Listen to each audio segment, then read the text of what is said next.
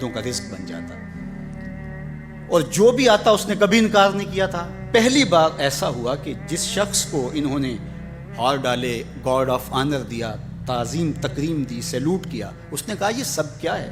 کہا کہ آج کے بعد تو ہمارا حکمران ہے۔ کہا میں تو امور سلطنت نہیں جانتا، میں تو تاجر آدمی چیزیں بیچنے آیا ہوں۔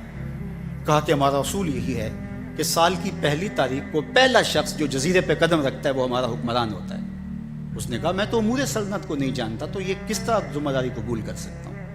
انہوں نے کہا کہ تمہیں کرنا ہوگی، اس کے علاوہ کوئی راستہ نہیں ہے، ہمارا یہ قانون ہے، ضابطہ ہے، اور یہ بھی بتا دیں کہ سال کی آخری تاریخ کو تجھے اسی جنگل کے دوسرے کنارے چھوڑ آئیں گے جہاں موذی جانوروں کا رین بسیرا ہے۔ تو اس نے کہا اگر انجام اتنا دردناک اور خطرناک ہے پھر تو میں بالکل جانے کے لیے تیار نہیں ہوں۔ تو انہوں نے کہا تو چاہے نہ چاہے باندھ کے بھی تخت پہ بٹھانا پڑا تمہیں بٹھائیں گے۔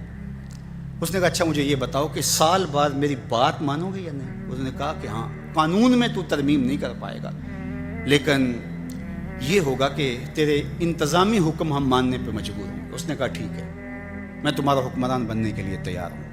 رومی بولتے ہیں کہ جب بھی کوئی شخص تخت نشین ہوتا تو وہ بھول جاتا کہ میرے 7 سال کی آخری تاریخ میں کیا ہونے والا ہے۔ وہ عیش و عشرت کرتا اور یوں وقت گزارتا، سال کی آخری تاریخ آنکھ جھپکنے میں آ جاتی، لیکن یہ پہلا شخص تھا تخت نشین ہوتے اس نے پہلا حکم نامہ جاری یہ کیا کہ کمانڈوز بلائے جائیں۔ بلائے گئے، کہا اس جنگل میں چلے جاؤ جہاں تم بادشاہوں کو پھینک کے آتے ہو اور وہاں کے موذی جانور کاٹ ڈالو۔ پھر بلدیہ کے ملازمین بلائے، کہا جاؤ جا کے وہاں کی جھاڑیاں کاٹو۔ پھر معمار بلائے، کہا جا کے وہاں محل تیار کرو۔ کچھ لوگوں کو بلایا، کہا جا کے وہاں پھول لگاؤ، پھلدار درخت لگاؤ، سایہ دار شجر لگاؤ۔ پوری حکومتی مشینری اس جنگل کو کٹوانے، وہاں کے موذی جانور قتل کروانے اور وہاں خوبصورت محل بنوانے، کنویں کھدوانے اور پھلدار درخت لگوانے میں صرف کر دی۔ اب سال کی آخری تاریخ کو جب وہ زنجیریں لے کر آئے تو اس نے کہا کہ مجھے کیوں جکڑتے ہو، میں خود جانے کے لیے تیار ہوں، اس لیے کہ یہ اس تخت پہ آرام سے نہ بیٹھا، یہاں بیٹھ کے تیاری وہاں کی کرتا رہا جہاں اس نے جانا تھا۔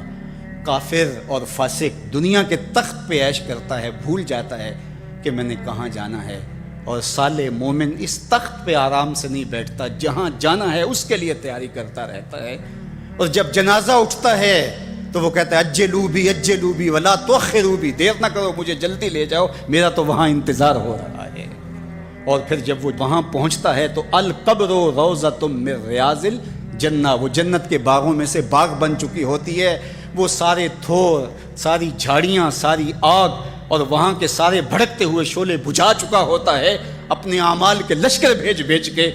ہم نے دیکھنا ہے کہ ہم یہاں آخرت کے لیے کچھ بھیج رہے ہیں کہ یہیں سب کچھ لٹا رہے ہیں۔ دنیا کے مختلف ممالک میں جانا ہوتا ہے۔ تو ایک دفعہ میں اٹلی گیا تو وہاں ایک شہر میں مجھے کچھ دوست لے گئے، تو وہ چھوٹا سا گھر تھا، تو 20 سے 30 لوگ وہاں رہ رہے تھے۔